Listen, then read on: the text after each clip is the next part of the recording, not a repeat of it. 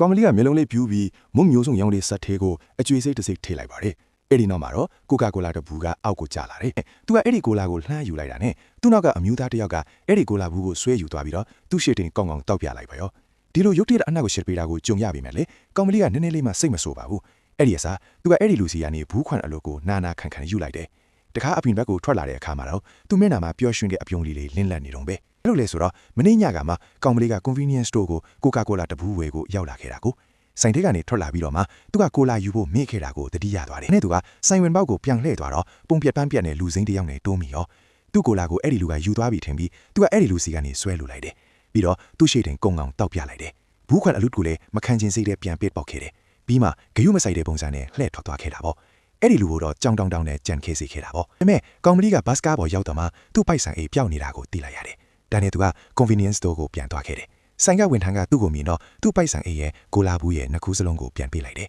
အဲ့ဒီခါမှာသူအရင်ကလွတ်ခဲ့တဲ့အဖြူအမူတွေဘလောက်ရိုင်းဆိုင်ခဲ့လဲဆိုတာကိုသဘောပေါက်သွားတော့တာပဲသူကအဲ့ဒီလူကိုကိုလာပြန်ပေးချင်တဲ့စိတ်နဲ့အပြင်ကိုအမြန်ပြေးသွားတယ်ဒါပေမဲ့အဲ့ဒီလူစိမ့်ကတော့ပျောက်ကွယ်သွားခဲ့ပါ